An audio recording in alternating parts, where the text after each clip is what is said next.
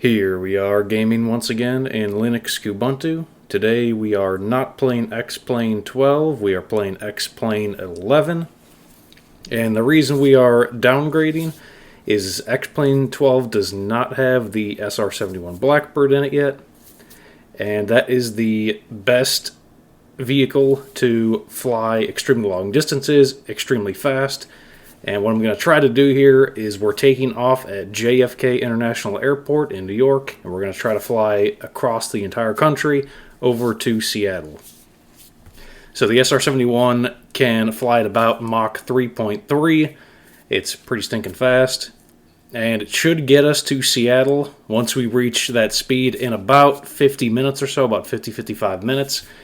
And as you can see, it's kind of a pain in the butt to take off and land. Landing is actually even more difficult than taking off because you have to come in at an extremely low glide speed just to get the thing to land.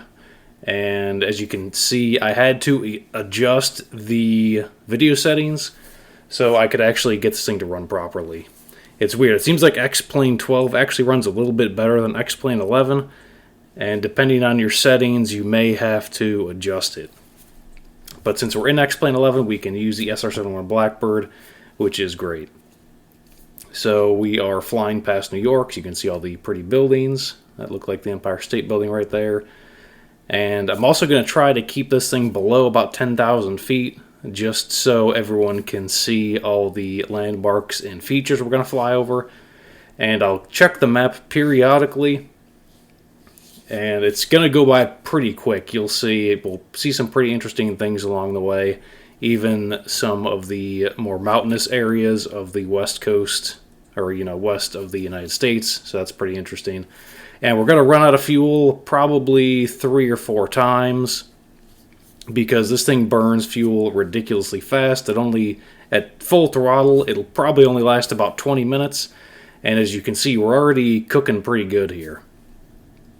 So I'll try to provide some commentary along the way. I'll try to keep talking for the full 55 minutes, just so you guys don't get bored. And I should mention too, so to record this, I didn't use my typical software. Usually I use the KDEN Live screen capture tool, but I've been trying the in-game flight recorder, and one of the drawbacks of that is it only records video, no audio. Not that that's really a big deal in flight simulators anyways, because the sound design in X-Plane 11 and 12 has never been that great anyways, and especially when you're flying the SR-71 Blackbird, all you can pretty much hear is a loud jet noise, so it's not really that detrimental.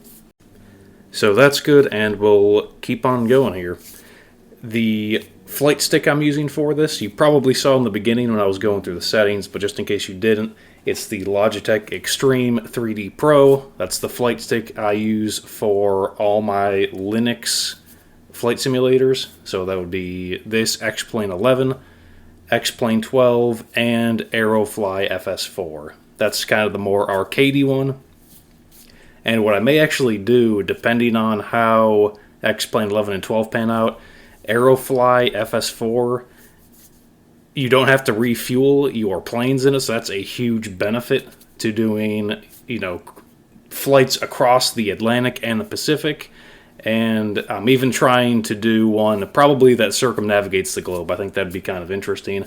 It'd be kind of a ridiculously long video, but Aerofly FS4 actually has an F-15 Strike Eagle, and that isn't quite as fast as the SR-71 Blackbird. The SR-71, like I said, you can do Mach 3.3. I think the F-15 Strike Eagle, at least according to Aerofly FS4, can do about Mach 2.2.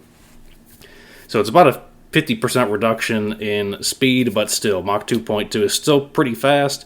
And like I said, the fact that I don't have to refuel it every 20-30 minutes like I do with this, that would be insane. I'd have to sit here and babysit this thing every 20 minutes, and it would probably take, I'd say, maybe 10 hours to circumnavigate the globe. So that'd be an entire day wasted just refueling this stupid thing.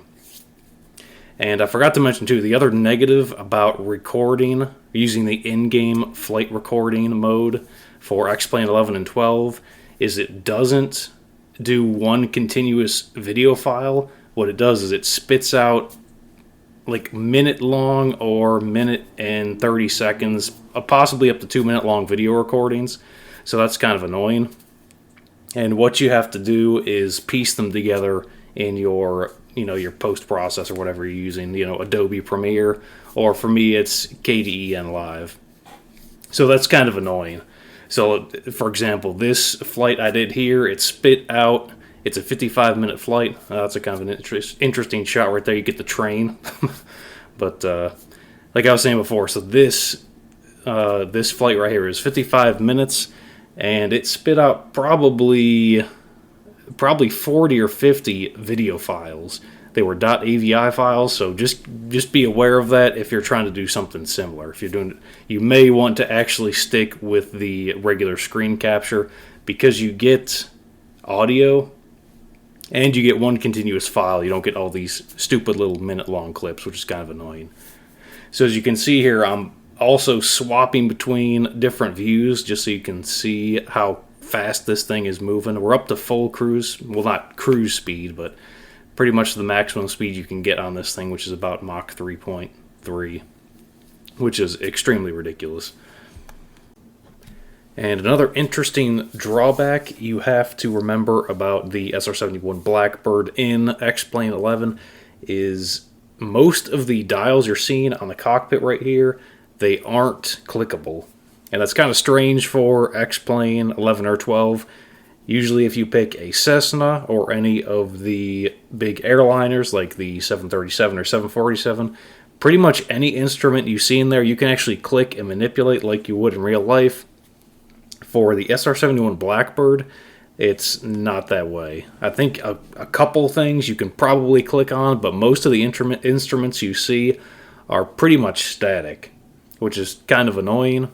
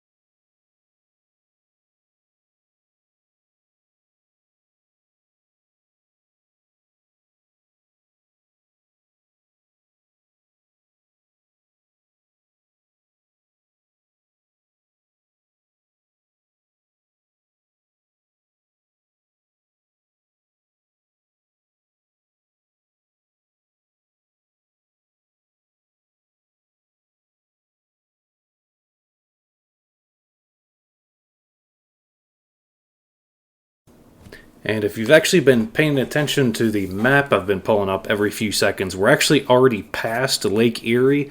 It's crazy how fast this thing flies. I didn't even realize it myself. And we're almost to Lake Huron. So this thing flies so ridiculously fast that you miss a lot of things you're flying past, and it just completely goes by the wayside. And we are almost at our first refuel point. We've only been going for about 10 minutes or so, so probably in another couple minutes this thing is going to run out of fuel, and you'll see our speed's going to drop, and I'm going to have to pause the simulation, manually refill it, and we're going to have to keep on going from there. And as you can see, also, we're still keeping true to our, well, approximate 310 degree heading as we're about to approach Lake Huron here. And our altitude, I'm trying to keep it around 5,000, but sometimes it varies, up to 10,000 and down to about 15 feet sometimes. I almost crashed into Lake Huron here. In a second, you're going to see that. And I almost panicked. Not that we would have wasted that much time anyways, because this thing flies so fast. We're about 10 minutes in, so had it crashed, I would only have lost 10 minutes of work.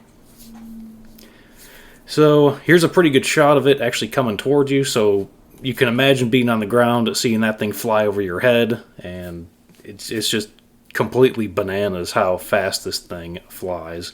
It kind of boggles your mind. So we are right now over Lake Huron. And here's where it gets kind of sketchy. Our poor pilot is reading out, even though we're not even making that drastic of attitude adjustments here. It's just because we're flying so stinking fast that even if we touch the, the elevator, we start putting some serious G stresses on our poor pilot there. Although it's strange, they don't actually model the pilot in the SR-71 Blackbird. I think pretty much every other plane they do, but in this they decided not to. And you can see there, that's where I kind of blacked out a little bit. Well, the pilot first read it out when I dove to get closer to the water, and then he almost blacked out, pulling back up again. So here we are getting pretty darn close to out of fuel, so I'm going to go ahead and refill it. And it's actually a good idea to time it. That way you don't get caught off guard, because this thing runs out of fuel fast, and if it runs out, it's only a matter of time before it crashes.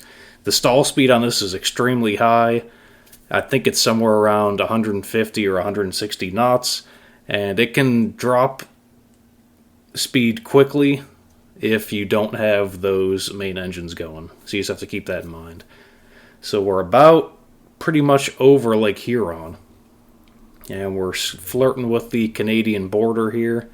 And this is probably where I should have started to deviate my 310 degree heading. But I wasn't thinking at the time, and I kind of just kept on going straight. And we took a little bit of a detour into Canada. And as we keep flying here, I'm just trying to take in the scenery. Everything's pretty flat out this way, so there's not much to look at. And our wonderful polygonal trees are looking average and pretty N64-like, but that's kind of how it is. So if you want a more complete game, X-Plane 11 is actually the way to go. X-Plane 12 looks way better and has way more fancy graphic settings. So if you have a high-end computer, it's going to look great. I have probably a mid-range computer. My video card is an AMD RX 580, which isn't the greatest. It was pretty much top of the line 5 or 6 years ago, but of course not anymore.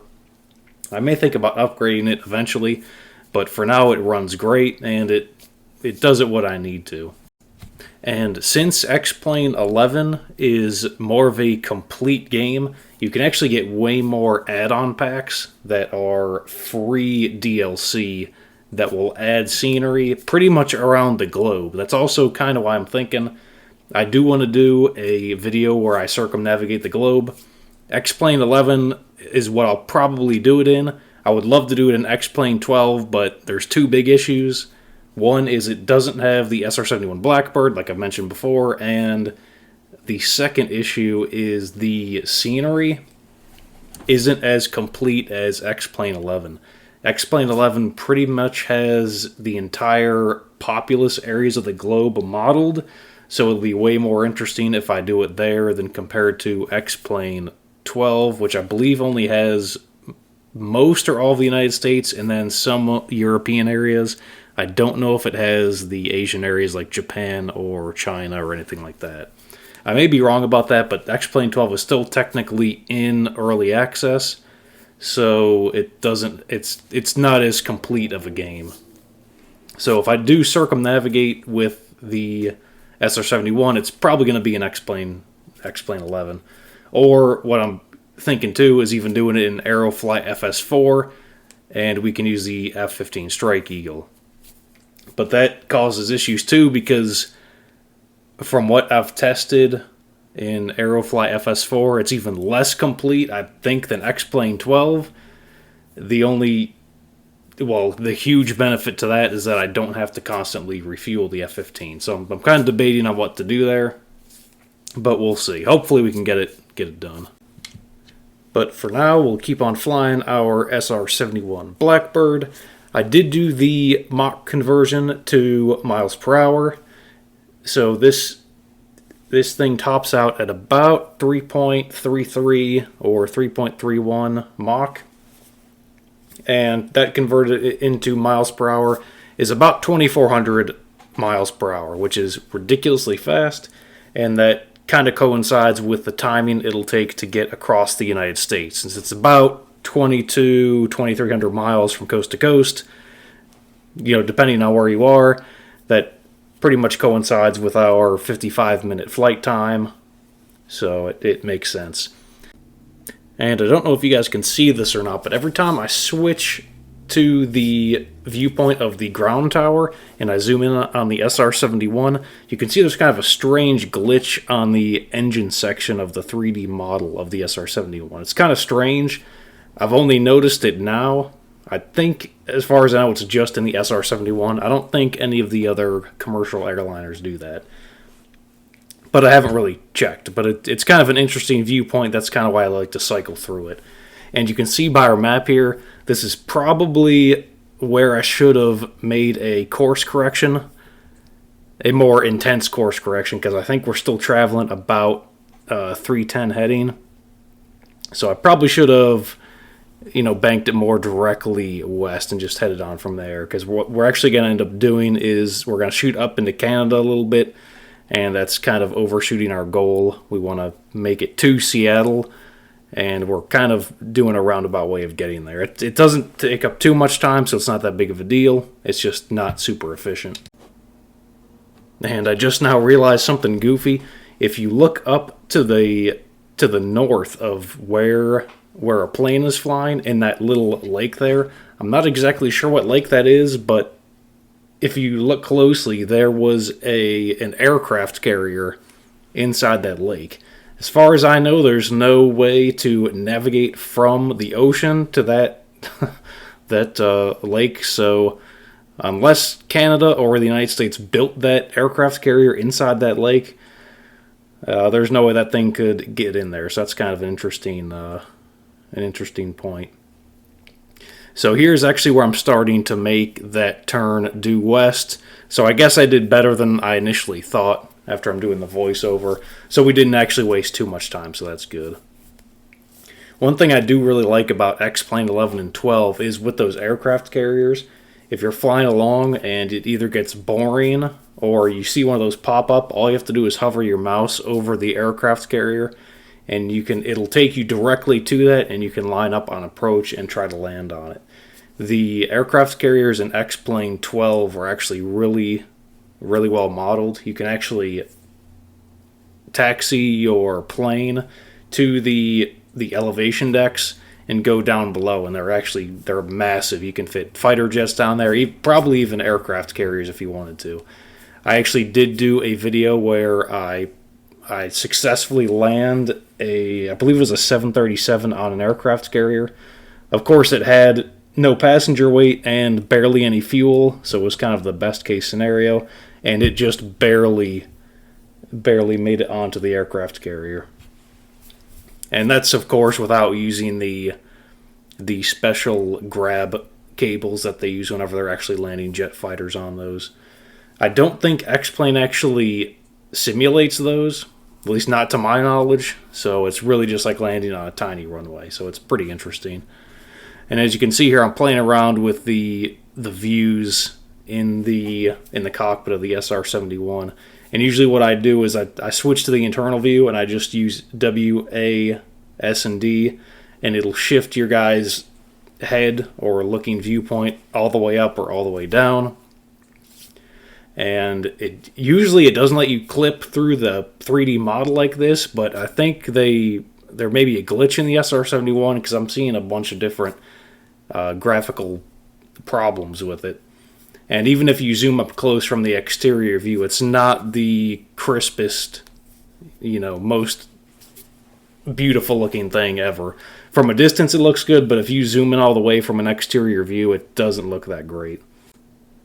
And we're actually getting close to we're at the 20-minute mark now in our flight. So I'm surprised we haven't needed to refuel for a second time. It seemed like that first refuel was getting close to about 10 minutes, but maybe it's closer to 12 or 13. So we'll keep an eye on that. And we're also getting close to the section of the United States where, so when you fly over the Midwest, you'll notice everything is in pretty much a perfect grid pattern. So what you can do is actually line your plane up with one of the roads heading directly east or west, and it makes it super easy to, of course, navigate north, south, east, and west. And I'll show you what we're talking about in a little bit here. But it's pretty interesting. If you're OCD about it, it actually gets kind of annoying not heading directly due west, and you can tell because you'll be slightly off at an angle from one of the roads, and since you can see, 60, 70, 80 miles in front of you, it gets kind of annoying. And of course, all these are correlated to farmlands too, so you'll see little grids, and you'll even see some, they almost look like crop circles, but they're partitioned out between the roads. And there's a nice flyby view going over the sun. It's always good to add in those viewpoints from the tower. I guess what X-Plane does is when you hit that tower viewpoint, it must automatically do a search in your local area and see where the closest airfield is, and then it must just track your movement. And we almost got really close to crashing into the ground there. That was extremely dangerous. And it looks like from our map we're close to Grand Rapids. That's pretty interesting. And actually, as I'm editing this video, X-Plane 12 decided to download a 39 gigabyte update file. I'm not 100% sure what that is. I couldn't find any patch notes on it, but it must be something large. Maybe it's an auto-install DLC. I'm not sure, but I'm waiting for it to download and then update now inside the Steam client. So we'll see what happens. So you can see now we're actually getting close to that grid pattern of the United States.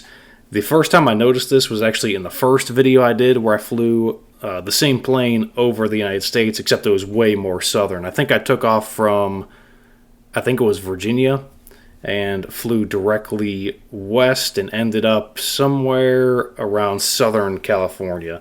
That was way more of an inefficient flight path, so it wasn't as good of a video either because I didn't really do any voiceover in it, and I think I only talked for a couple minutes total.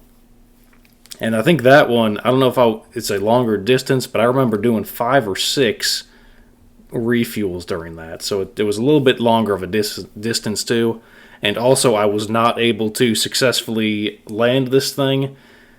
I am in this at the end, so you might want to stay till the end to actually watch that.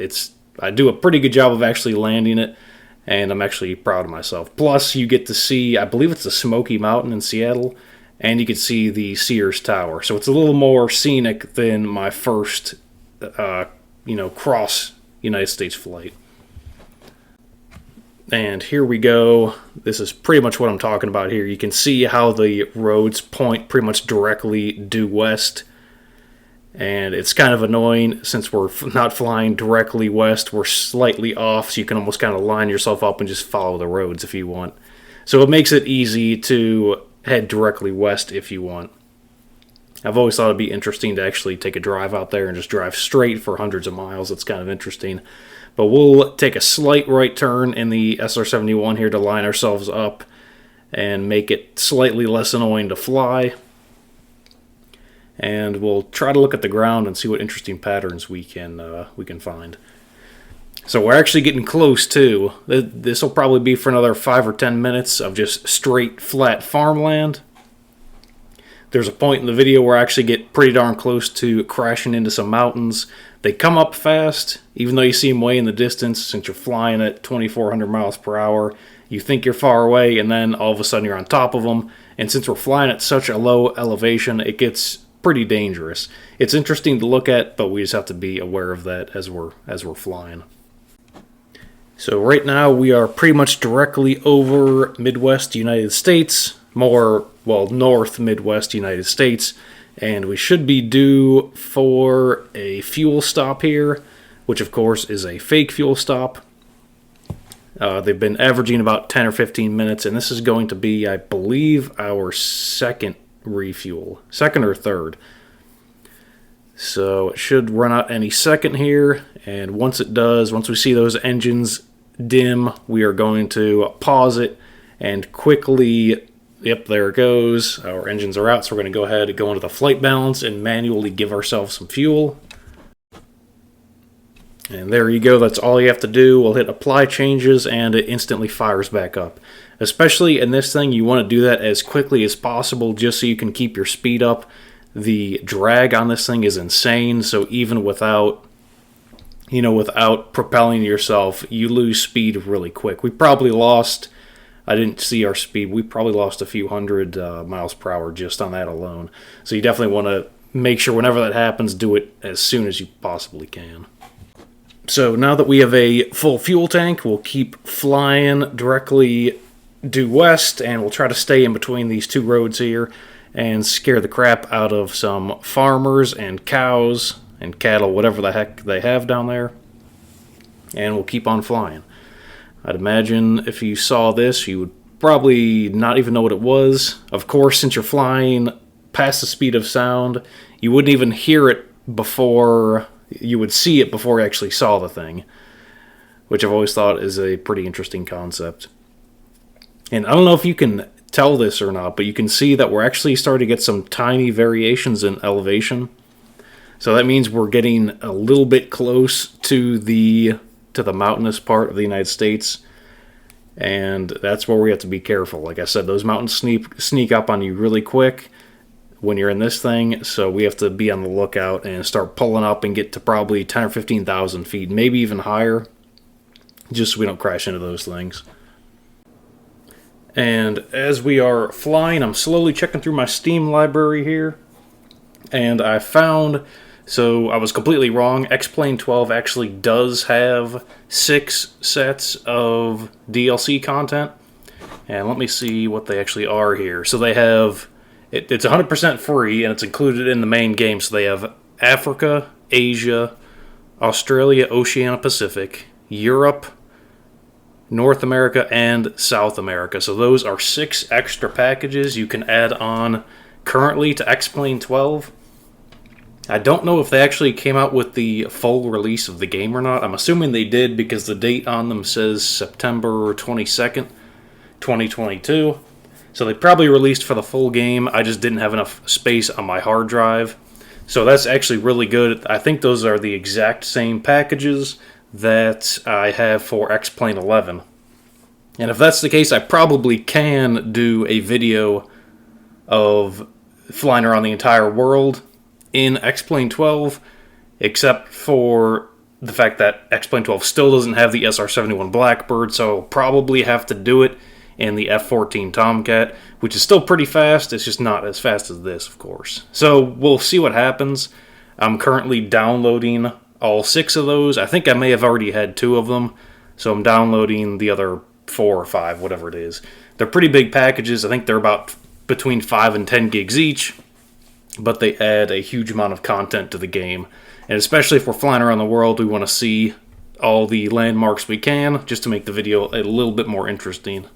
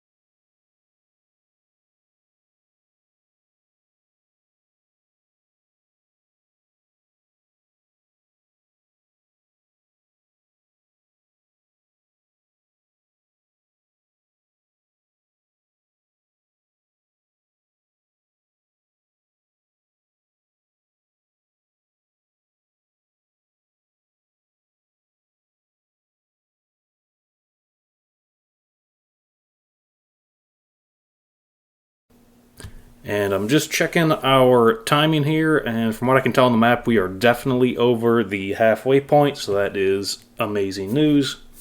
Shouldn't be too much longer here, probably another 20-25 minutes, and it may be a little bit shorter than that, I'm not quite sure. But I was playing around with the new DLC additions to X-Plane, and it looks like it's definitely going to be a great addition. It came with Australia and a lot of the Oceania and Pacific, so we'll get to see a lot of that if I ever end up doing a video on that, which I probably will soon. We'll just have to see how it goes here. And especially if you compare it to the typical method of flying across the United States, which of course would be in a 737 or a 747, that trip's going to take you probably 3.5, 4 hours, something like that. Maybe longer, depending on where you're flying to. So we're doing a heck of a good job. It's just extremely inefficient, and the fact that we're doing it very unrealistically, since we are magically refueling our SR-71 mid-flight. And of course, they don't model in-flight air refueling like they would, the Air Force or something would do like that. That would be pretty sweet if they did. Maybe that's something, if any of the Laminar developers are watching, they can implement, because that would actually be a really cool feature I'd like to see. My guess is that's probably what they do with this thing, because the tank it may be large, but this thing burns fuel at such a ridiculous rate that it's definitely going to need refueling. Of course, they probably also don't run this thing at full tilt like I'm doing. This thing has been at max throttle since we took off from JFK, 30 minutes ago. So even idling, this thing probably does pretty close to Mach 1, and that's probably the cruising speed. So it's probably doing that up at 60,000 feet. And, the higher you go in elevation, the speed of sound is going to decrease because the air is less dense. So I'm sure that probably plays a factor in it too. And while I'm doing a lot of these pre-flight planning, especially if I'm trying to go across the Pacific, I'm looking at the planes that have the maximum fuel capacity. So to go across the Pacific, I'm pretty sure both the 737 and 747 can both do it. Not many other planes can. The King Air might be able to if you throttle it back and just pretty much have it sip fuel across. It may be able to do it. At least across the Atlantic. I don't think the King Air could do it across the Pacific. That's pretty much reserved only for the big airliners. Unless maybe you took a pit stop in Hawaii, but then you're kind of going way off course rather than just going straight across, so it's kind of a pain. But anyways, as you can see, our terrain here is getting a little bit more mountainy, which is a good sign. That means we're getting pretty close to the western part of the United States. So in a couple minutes here, you should start seeing some giant mountains pop up, and that's what I was talking about before. We have to keep an eye on that because they're going to come up really fast since we're doing Mach 3, and we got to make sure we don't run into them. I do have a couple close calls here, but luckily I don't have to restart the entire flight because that'd be a pain in the butt. So we'll keep an eye on that as we get closer to the west here. And we should also be due for our next fuel stop in not too long.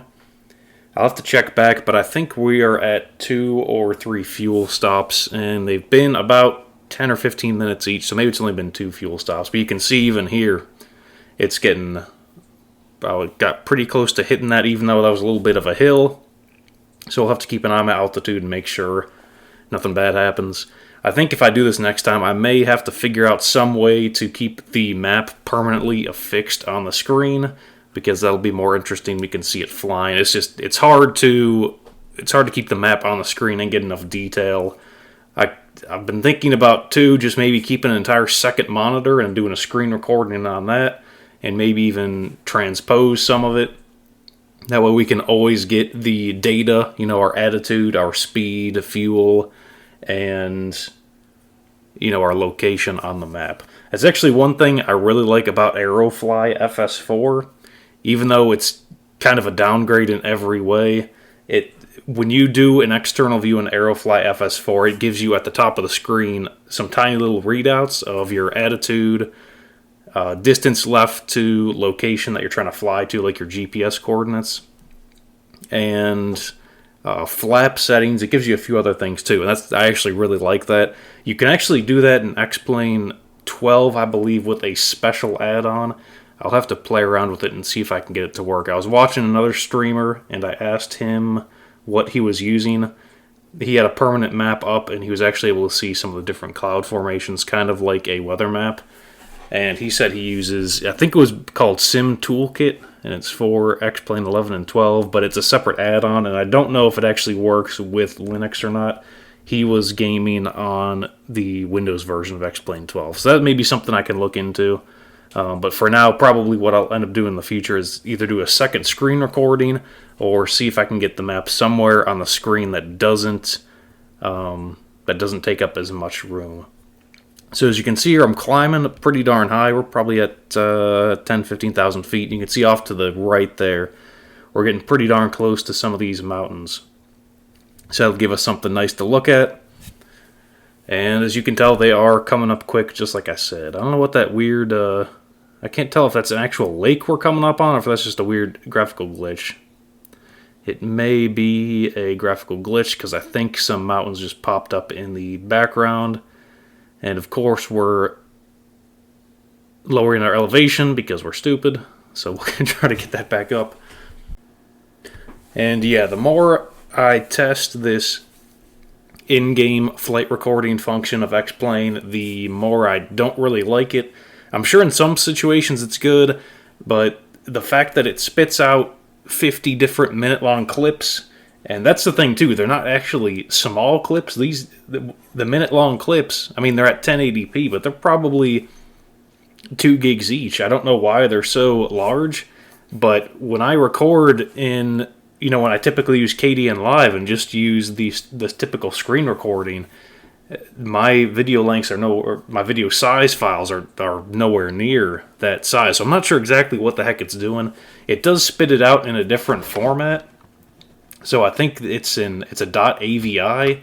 So I don't know if maybe that's a less compressed video format or something. I'm not sure what's going on, but yeah, I think in the future, I've done a couple of these in recording, using the built-in screen capture function in X-Plane, and I really don't like it. I'll probably go back to the typical way I was doing it.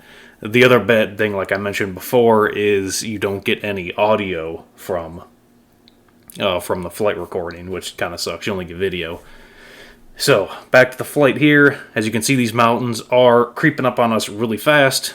They were pretty much in the fog, and now we are almost on top of them. So we're going to go ahead and pull up a little bit so we don't crash smack dab into them. And we'll get a few different angles from the ground here just to see our SR-71 in action. I was actually just checking through Steam again and checking out the reviews for X-Plane 12, which of course what we're playing right now is X-Plane 11. But the current iteration X-Plane 12, a lot of people are complaining that it's just an upgrade and, upgraded models from X-Plane 11, which may be true, but from what I've seen, it seems to run better than, and as I was talking, we just ran out of fuel. And of course, it's at the worst possible time. If we didn't refuel, we may not have had enough. We probably had enough residual speed to get over this mountain here because we were going Mach 3. But we are back fueled up and we'll keep going again and zoom right over this mountain here. But like I was saying before, a lot of people are complaining that X-Plane 12 is just a simple reskin of X-Plane 11. And that might actually be true. But from what I've seen, it's got a little bit more tweaks that make it better than X-Plane 11. The aircraft handle more, I guess I would say, snappy and more realistic. They have a different weight to them. It's kind of hard to describe unless you've played both of them. But even the fact that the graphical quality is a huge upgrade from what I can tell, and you're getting, so it runs better at a higher graphical setting, which is great for me because I can run 60 FPS and make higher quality videos in X-Plane 12 compared to X-Plane 11. And I'm using an older graphics card. It's an RX 580, so maybe that has something to do with it. But it's great for me when I make videos.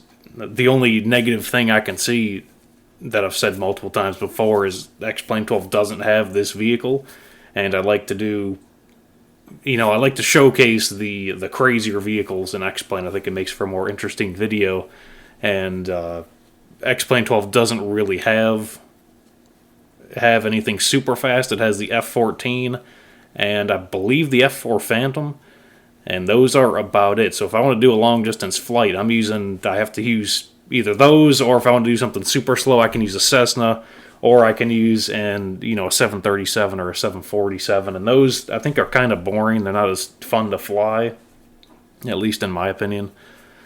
So that's kind of where we're at.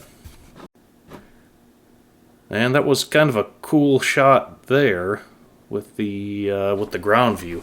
Every once in a while, when you switch to the ground view, it gives you something that's pure gold. Like at the beginning of the video, I switched to it, and the SR-71 was flying over, and you had the train in the background going at, crossing as we were looking at. It looked like something out of I planned on purpose, but that's just kind of how you roll the dice. Sometimes it'll give you something that's beautiful, and sometimes it's just a crappy looking tree, and your plane is flying by it.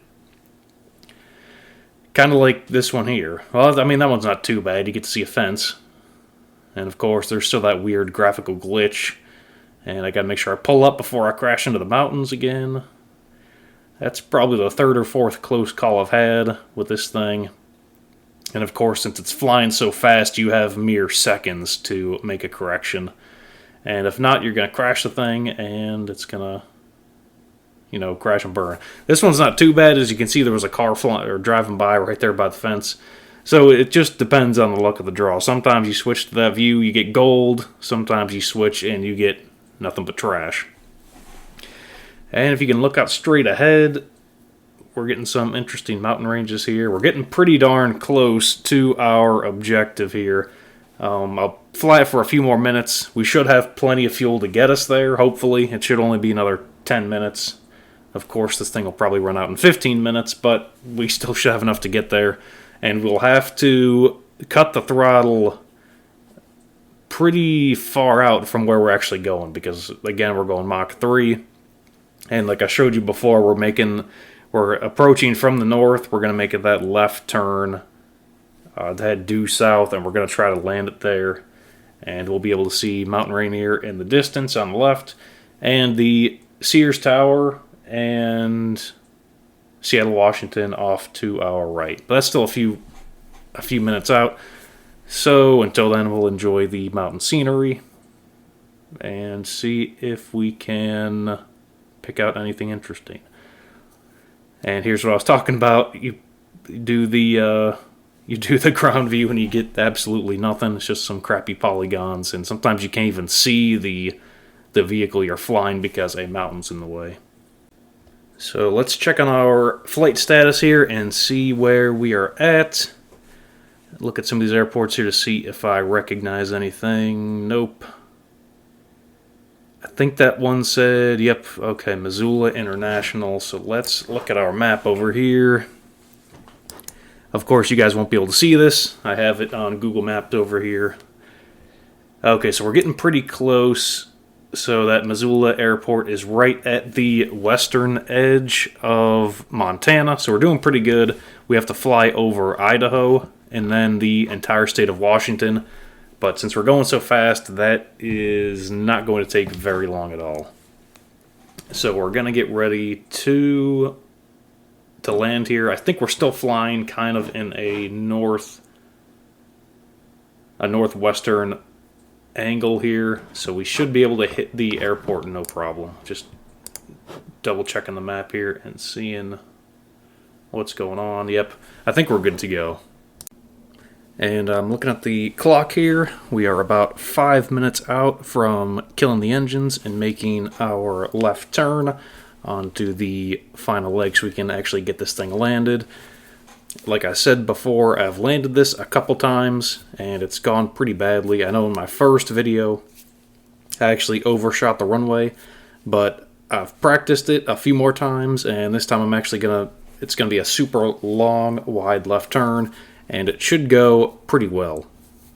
Basically what I have to do is throttle down as I'm making the turn, and we're probably going to be about 10 miles out, and that'll give us a nice gentle glide slope to actually get this thing landed. That's pretty much the only way to land this thing.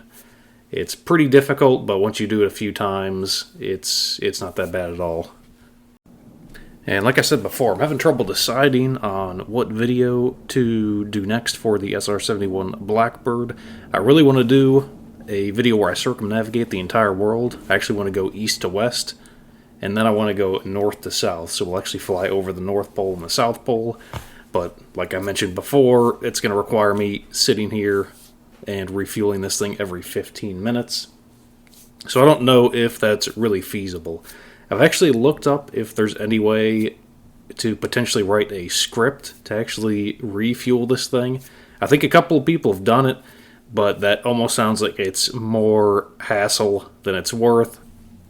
So I may either do that in the other flight simulator, Aerofly FS4, but I've actually, in preparation for one of those videos, I actually took one of the jet fighters down towards Antarctica and the North Pole, and the aerial imagery isn't very good for those, so it may not make for a very good video. The imagery in X-Plane 11 is leaps and bounds better than Aerofly FS4, so that's one point there for X-Plane 11 at least. And of course, we're still waiting for X-Plane 12 to come out with upgraded imagery, so we'll see what happens. And once I get the camera situated here properly, you'll notice out in the distance in front of us, that's going to be the last mountain range we have to cross over until we actually get to Seattle.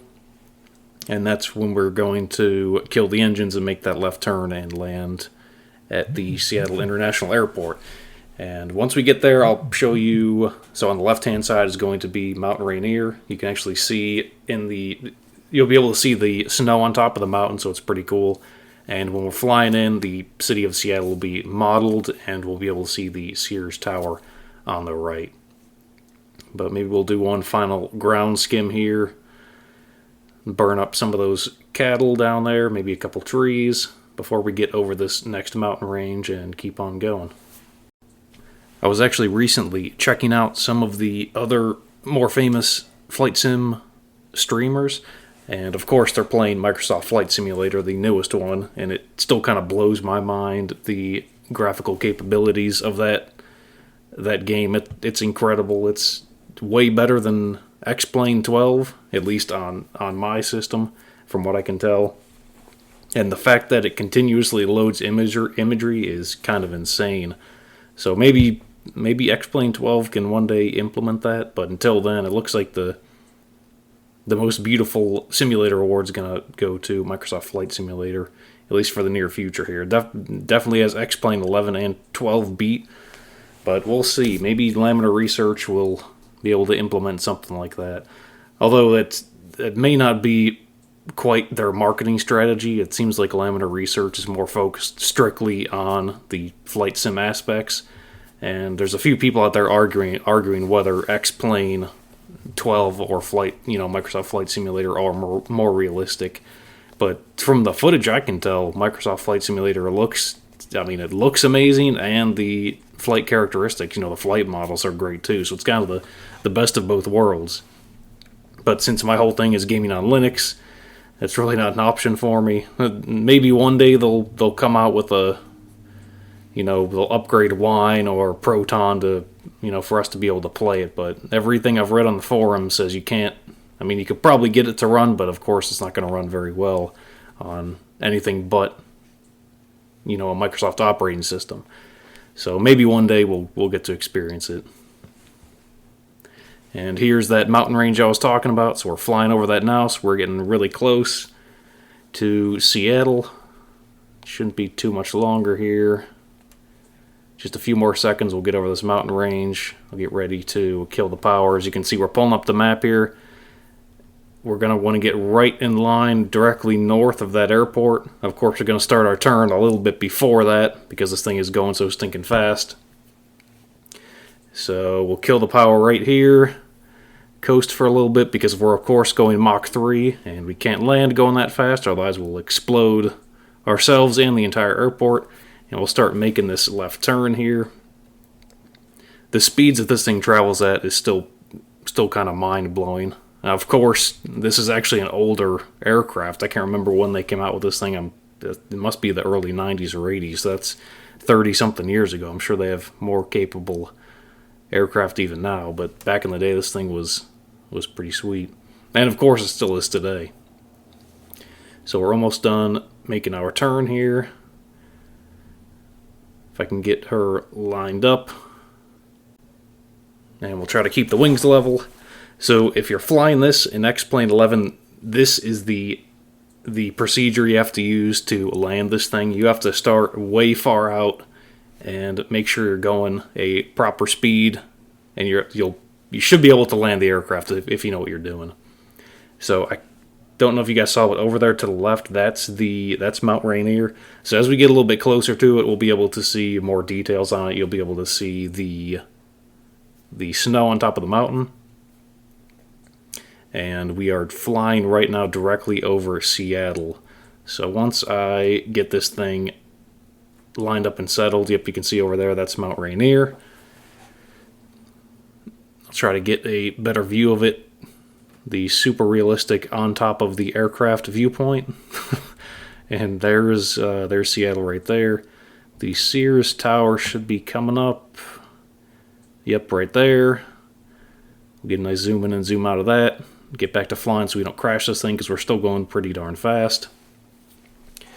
And that's, like I said before, that's the crazy thing. This thing flies so fast. When you're looking at that giant map, you think, oh, it's 30 miles away, so it'll take me minutes to get there. But no, in this thing, it takes seconds to get there. And if you look through that front left window, that's the runway we're trying to land on. So we have a pretty cool picture right there going. We got Mount Rainier off to the left, and we got the airport out in front of us. So we'll try to keep it level here.